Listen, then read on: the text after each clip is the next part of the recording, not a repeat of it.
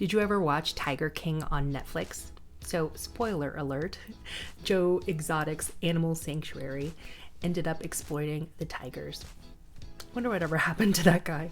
Goodness. Anyway, hello. Hi, I'm Jeanette at Rustic, and today I'm going to be sharing 7 frequently asked questions about wildlife conservation and animal sanctuaries. Before I jump into those questions, please take a moment to subscribe to our channel so you don't miss any of our videos. So I wanted to have a chat about this because a lot of Rustic's travel programs do involve students actually going to these wildlife sanctuaries and doing service there.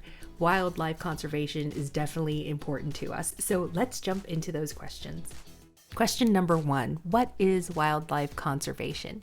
So wildlife conservation is the practice of protecting animal species and their habitats, but it's mostly used in reference to species that are endangered. Think about polar bears, which are decreasing in number because of melting sea ice. They have less hunting ground and they have to swim farther for food.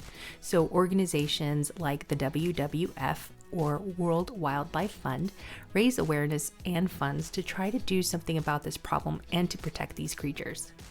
Question number 2, why is wildlife conservation important?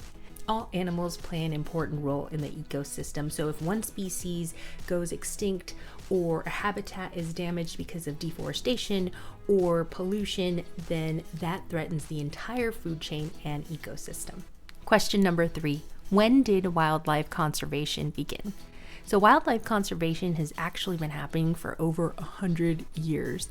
In 1889, Emily Williamson founded the Royal Society for the Protection of Birds in England. At the time, exotic birds were being killed for their feathers, and those feathers were used for fashionable hats, fancy hats.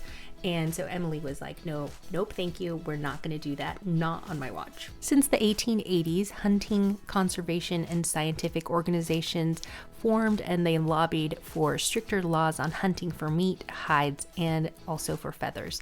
So there wouldn't be just a massive free-for-all. These societies and organizations could see that animal populations were dwindling, for example, like buffalo. And so they even wanted to put bans on wasteful sport hunting. Now let's talk about animal sanctuaries because they play a part in wildlife conservation. Question number 4, what are animal sanctuaries? Animal sanctuaries are facilities or areas that protect animals that have been rescued and the animals live in a more natural and comfortable environment. Question number 5, are animal sanctuaries ethical? Here's a surefire way to tell if animal sanctuaries are ethical or not. So the way to tell is, are they motivated by profit? Animal sanctuaries should not be motivated by profit. So sometimes rescues and sanctuaries actually turn out to be tourist venues, and the animals aren't necessarily rescued, and there are no regulations for how the animals are treated or cared for. Again, think back on the Tiger King if you watch that. With a bit of research, you can tell whether a sanctuary is ethical. So you can look into how the animals are housed, how they're acquired, how they're cared for, or if the facility is accredited. You should be able to tell if it's a good place. And that reminds me of another good show on Netflix, The Good Place, which this video is turning into like Netflix recommendations, I think. I'm sorry about that.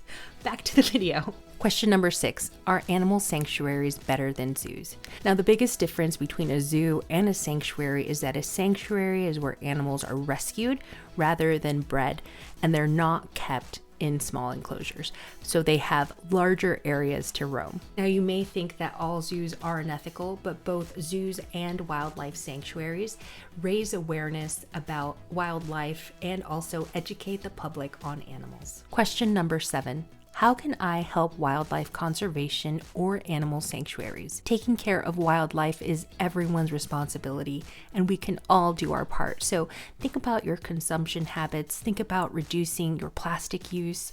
Don't throw trash out your car window. Research and raise awareness, or even do a fundraiser. Check out our video description for information on our travel programs that help students learn about wildlife and conservation. And let us know if you've ever visited an animal sanctuary. We absolutely love hearing from you.